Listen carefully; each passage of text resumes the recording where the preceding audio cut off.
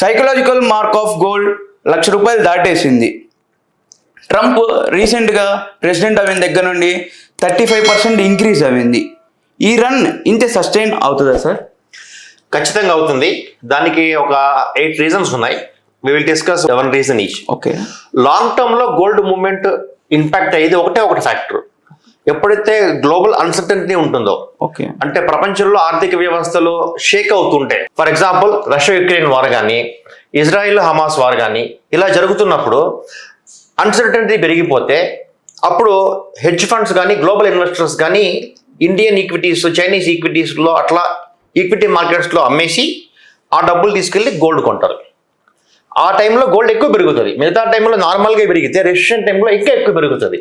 So ఇది global proven historical theory. ఇప్పుడు recession అనేది ఇంకా ఉందా? ఇప్పుడు రెసిషన్ అనేది లేదు.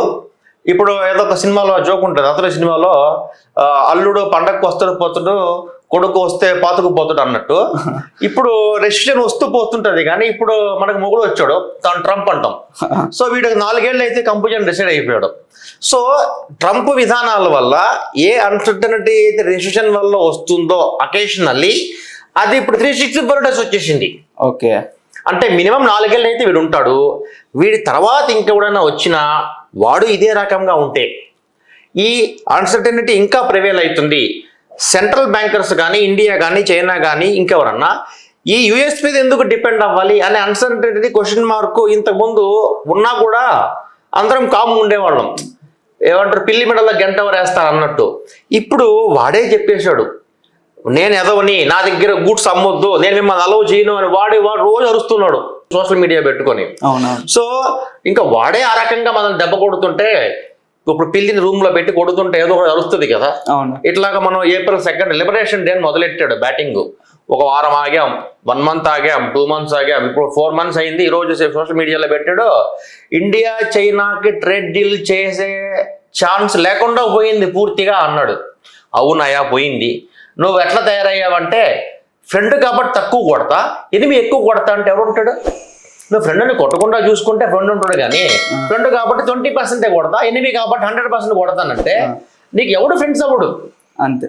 సో ఆ విధానాలతో ఏమైందంటే సెంట్రల్ బ్యాంకర్స్ ఇండియా కానీ, చైనా కానీ, బ్యాంక్ ఆఫ్ జపాన్, పబ్లిక్ కానీ డాలర్ మీద డిపెండెన్సీ తగ్గించుకుందని డిసైడ్ అయిపోయి మనకి ఏదైతే డాలర్ రిజర్వ్స్ ఉన్నాయో ఇవన్నీ మనము గోల్డ్ కన్వర్ట్ చేసుకుందాం అని డిసైడ్ అయిపోయాయి. ఇంతకు ముందర వరకు central bankers monthly 500 to 600 tons కొనేవి. లాస్ట్ 3 yearsలో they are buying 85-90 tons of gold and accumulating more quantity of gold. 96 తర్వాత అంటే 30 ఏళ్లలో first time central bank reserves లో గోల్డ్ కంటెంట్ ఎక్కువ అయిపోయింది. అంటే they are all dumping dollar. Okay. So ఇది major reason for the gold up trend for the next 5-6 years. Okay. ఇది మళ్ళీ ట్రంప్ పోతే రివర్స్ అవుతుందా అంటే, ఇప్పుడు తెగేదాకా లాక్కూడదు అంటారు. ట్రంప్ తెగిన తర్వాత లాగుతున్నాడు. ఇప్పుడు మన గూడ్స్ అక్కడ 50% టారిఫ్ వేస్తే అక్కడ ప్రొడక్షన్ జరుగుతుంది అనుకున్నాడు, జరగట్లేదు. మన గూడ్స్ అక్కడ అమ్మవు. 50 నుంచి 80 చేసినా, 120 చేసినా, 250 చేసినా ఫరక్ ఏం పడుతుంది? అమెరికన్ కన్సూమర్కి ఫరక్ పడుతుంది. ఇంకా కొనప్పుడు ఎందుకు? ఇప్పుడు ఒక కారు కొనలేవు 10 కోట్ల కారు అని, అది 20 కోట్లు చేస్తే నీకు ఫరక్ పడదు కదా. ఎలాస్టిసిటీ 0 అయిపోయింది. అక్కడ దాకా తెచ్చుకున్నాడు. సో ఇది ఇర్రిపరబుల్ డ్యామేజ్ ఫర్ అమెరికన్ ఎకానమీ అయిపోయింది. ఓకే. సో ఇందువల్ల నెక్స్ట్ 5 years కాదు, నెక్స్ట్ 10 years అయినా గోల్డ్ అన్నప్పుడు కంటిన్యూ అవుతూనే ఉంటుంది. ఇది ఒక ఎక్స్పెక్టేషన్. ఇది లాంగ్ టర్మ్ పూర్తిగా నాశనం అయిపోయింది యుఎస్ ఎకానమీ, ఆ డాలర్ మీద ఇన్ఫ్లుయెన్స్. ఇప్పుడు షార్ట్ టర్మ్ చూద్దాం. Coming back to before Trump ఎరా, అప్పుడు రూల్స్ ఎలా ఉండేవంటే, ఫెడరల్ రిజర్వ్ రేట్ కట్ చేసింది అనుకోండి, గోల్డ్ రేట్లు పెరుగుతాయి, బికాస్ మనీ సప్లై పెరుగుతుంది. జనరల్గా ఏమవుతుందంటే, ఫెడ్ రేట్ కట్ చేస్తే గ్లోబల్గా సెంట్రల్ బ్యాంకర్స్ అందరూ కట్ చేస్తారు. అందరూ సెంట్రల్ బ్యాంకర్స్ అందరూ కట్ చేస్తే అప్పుడు ఎకనామిక్స్లో ఏమంటారు, జీడిపి పెరిగి ఆ ఈక్విటీ మన మార్కెట్లో రేట్స్ పెరుగుతాయి, గోల్డ్ తగ్గుతుంది. ఓకే. ఇప్పుడు యుఎస్ సెంట్రల్ బ్యాంకర్కి ట్రంప్ వార్నింగ్ ఇచ్చాడు, నీ జాబ్ ఉండాలంటే రేట్ కట్ చేయని. ఓకే. వాడేంటే రేటంటే ఈ ట్రంప్ టారిఫ్ అనేది 1 time ఇంపాక్టే అని చెప్పి ఇన్ఫ్లేషన్ పెరుగుతున్నా రేట్ కట్ చేస్తామని డిసైడ్ అయ్యాడు. అంటే బాగా తవ్వుకుని లోపలికి వెళ్ళిపోతున్నారు ఇంకా బియాండ్ ద కంట్రోల్. ఆ లెక్కన వీళ్ళు September 17th రేట్ కట్ మొదలెడితే యుఎస్లో మనీ సప్లై ఇంకా పెరిగిపోద్ది. కానీ అది ఇండియాకి చైనాకి రాదు, డెవలపింగ్ ఎకానమీస్కి ఇన్వెస్ట్మెంట్స్కి రాదు. ఎందుకంటే వాడు రూల్స్ పెడితే మనం రూల్స్ పెడతాంగా. అంతే.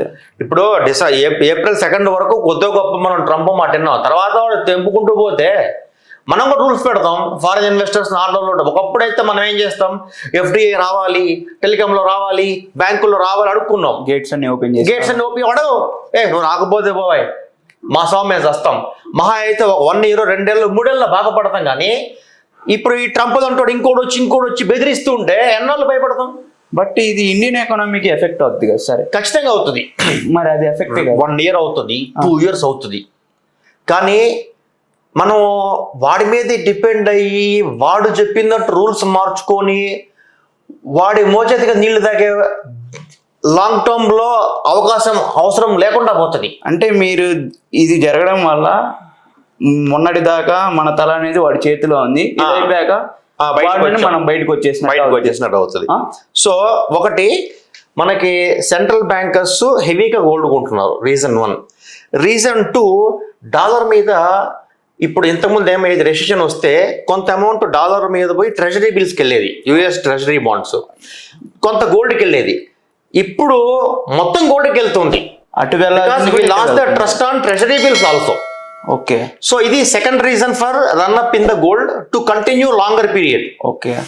మూడోది యూబీఎస్ రిపోర్ట్ ఇచ్చింది, యుఎస్ నెక్స్ట్ 1 year లో 93% chance that they will go to recession. US ఎందుకంటే ఇన్ఫ్లేషన్ ఎక్కువ అయిపోతుంది. ఓకే. ఎందుకంటే ఇప్పటిదాకా ఏమైంది, అమెరికాని కాపాడటం కోసము rest of the world fight చేసుకునేవి.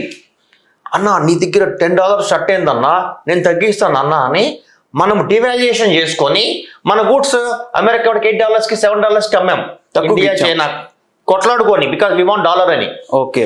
ఇప్పుడు ఏమైంది, వాడు మునిగిపోతుంటే టైటానిక్ లాగా కాపాడేవాడేవాడు లేడు, ఇంకా సావును వదిలేస్తారని. సో రేపు ఇన్ఫ్లేషన్ అనేది ఇప్పటిదాకా ఏం జరిగింది, అమెరికా ఇన్ఫ్లేషన్ ని రెస్ట్ ఆఫ్ వరల్డ్కి ఎక్స్పోర్ట్ చేసేది.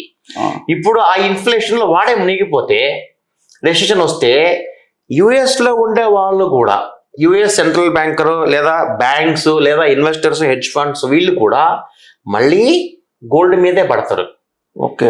అంటే నీకు నేను 2 కోట్లు డబ్బులు ఇచ్చా, ఓకే, ఇచ్చి నెక్స్ట్ వచ్చి ఖర్చు పెట్టి అంటే నువ్వు ల్యాండ్ కొంటావు, గోల్డ్ కొంటావు, కారు కొంటావు. నువ్వు గోల్డే కొనాలంటే చచ్చినట్టు గోల్డే కొంటావు. అంటే యుఎస్ ఫెడరల్ రిజర్వే ఎక్కువ ప్రింట్ చేయబోతుంది September 17th నుంచి. అది ఇచ్చి వాళ్ళకున్న ఆప్షన్ ఒకటే, 2లో 1,000 పట్టుకో, ఆ 1,000 గోల్డ్. సో గోల్డ్ ఇంకా రన్ అప్ అవుతుంది సెప్టెంబర్ నుంచి. ఇది థర్డ్ రీజన్ అవుతుంది. ఇంకొక రీజన్ చెప్పాలంటే లాస్ట్ 3 years లో 30% కాంపౌండెడ్ యాన్యువల్ గ్రోత్ రేట్ ఇచ్చిన అసెట్ ఏదైనా ఉంది ప్రపంచంలో అంటే ఒక గోల్డే. ఈక్విటీ మార్కెట్స్ ఇవ్వలేదు, ట్రెజరీ బాండ్స్ ఇవ్వలేవు కూడా, అండ్ రియల్ ఎస్టేట్ ఇవ్వలేదు. ఇప్పుడు normal investors like you, me or our parents వీళ్ళందరూ కూడా గోల్డ్ మీద పడడం మొదలెడితే గోల్డ్ రన్అప్ ఇంకొన్నాళ్ళు కంటిన్యూ అవుతుంది, కంటిన్యూ అవుతూనే ఉంటుంది. అంటే ఫర్ ఎగ్జాంపుల్ ఇప్పుడు 1,00,000 ఉంది, ఇది 2 లక్షలు పోయింది, 1,70,000కి వస్తుంది, మళ్ళీ 1,00,000కి రాదు. తగ్గడం అనేది జరగదు అంటారు. తగ్గడం అనేది జరగదు లాంగ్ టర్మ్ లో. So if you see from year on year it will continue to go up అనమాట. మూడో రీజన్ వచ్చేసి ఆర్బీఐ కూడా రేపు సెప్టెంబర్ లో రేట్ కట్ అంటున్నారు, బికాజ్ ఇన్ఫ్లేషన్ మల్టీ ఇయర్ లో ఉండడం వల్ల. సో ఈ రకంగా మనీ సప్లై సెంట్రల్ బ్యాంకర్స్ అన్ని ప్రింట్ చేస్తున్నాయి. So heavy supply of money is going to come only to chase one asset called gold. Okay. Liberation day జరిగింది. ఓకే. ఆ స్పీచ్ విన్నాను నేను, April 2 మన ట్రంప్ది. ఓకే. ఆ రోజు నాకు అర్థమైంది ఏంటంటే వాడు అగ్రెషన్ చూశాక ఇర్రిపరబుల్ డ్యామేజ్ చేయాల్సినంత ఈగో వచ్చేసింది తన మైండ్ లోకి. వేరే కంట్రీస్ కి ఎవరైతే ఆపోజిట్ గా ఉన్నారో, ఎవరైతే మాట లేదు. కానీ వాడికి అర్థం కావాలి ఏంటంటే వాడే చేయి నరుకుంటున్నాడు. Self enemy. అన్నం పెట్టే నరకడం అంటే ఏషియా వాడికి ఫీడింగ్ ఇస్తుందా, ఏషియా నరికేద్దామంటాడు. అర్థమైందా? వాడే భస్మాసుడు లాగా తయారయ్యాడు. ఆ రోజు నేను వీడియో పెట్టాను, నెక్స్ట్ 5 years లో గోల్డ్ 3 లక్షలు పోతుంది. 5 years లో April 8th పెట్టాను అనుకుంటా. ఓకే. సో అది కంటిన్యూ అవుతుంటది. ఓకే. కానీ మధ్యలో అప్ ట్రెండ్ డౌన్ ట్రెండ్ లో స్మాల్ వచ్చినా సరే this trend will continue for the longer period. ఇంకొక రీజన్ ఏం జరుగుతున్నది అంటే గోల్డ్ మార్కెట్స్ లో ఇండియా కానీ యుఎస్ కానీ వీళ్ళ గోల్డ్ రిజర్వ్స్ కొన్ని బ్యాంక్ ఆఫ్ ఇంగ్లాండ్ వార్డ్స్లో ఉన్నాయి. ఓకే అవన్నీ రికవర్ చేసుకుంటున్నాం. ఓకే అంటే ఏ ప్రాబ్లం వచ్చినా సరే మా గోల్డ్ మా దగ్గరే ఉండాలి అని చెప్పే ట్రస్ట్ పోతుంది. Okay so we are getting back our gold. ఈ అన్ని పాయింట్స్ చూసుకుంటే we are set for the major up trend in the yellow metal in the next 5 years, even further more also. Okay నేను 2030కి 3 lakhs పోతుంది అన్న, అక్కడ కూడా చెప్పే +or-1 year అని. ఇది రికమెండేషన్ టు బై కాదు, నా ప్రిడిక్షన్ మాత్రమే. అయ్యా 2007లో రెసిషన్ వచ్చింది యుఎస్లో, అప్పుడు గోల్డ్ $600 ఉండేది.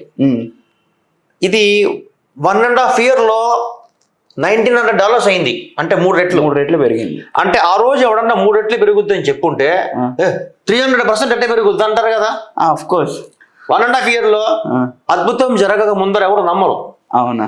అట్లాగే ఇప్పుడు నెక్స్ట్ 5 yearsలో గోల్డ్ 3 లక్షలు దాటుతుంది. ఇక్కడ ఇంకొకటి ఏంటంటే అంత మనీ సప్లై ఉండాలి కదా అంటారు. మీరంతా ఈ గూగుల్కి వెళ్ళి యుఎస్ మనీ సప్లై అని కొట్టండి, చార్ట్ లాస్ట్ 5 years అప్పుడు వస్తుంది మీకు చార్ట్, ఆర్ లాస్ట్ 100 years ఇంకొక చార్ట్ వస్తుంది. లాస్ట్ 100 yearsలో ఎంతైతే ప్రింట్ చేశారో అంతకి 20 times లాస్ట్ 5 yearsలో ప్రింట్ చేశారు. Oh not only USA, many central banks. గూగుల్కి వెళ్ళి చూస్తే అర్థమవుతుంది. సో ఇంత money supply waiting to chase one asset called yellow metal. Central bankers bullish, people are bullish, federal reserve is bearish on gold, and US is going to see the troubles going forward. All the best. This is not recommendation to buy any gold. So దీన్ని బట్టి చూసుకుంటే రాబోయే 2-3 సంవత్సరాలు ఎవరైతే పెళ్లిళ్ళు చేసుకోబోతున్నారో వాళ్ళు gold కొనుక్కొని పెట్టుకోవచ్చు అంటారా? దీన్ని బట్టి వాళ్ళు గోల్డ్ కొని పెట్టుకోవచ్చు, అది ఒక ఆప్షన్. ఓకే రెండో ఆప్షన్ ఇప్పుడే పెళ్లి చేసుకుంటే అయిపోతుంది కదా, 2-3 ఏళ్ళు వెయిట్ చేయడం ఎందుకు? ఓకే ఇప్పుడు as per the legal age of 18-21 cross అయ్యి ఉంటే ఇప్పుడే పెళ్లి చేసుకుంటే కొద్దిగా పీస్ ఆఫ్ మైండ్ వస్తుంది వాడికి. Thank you very much.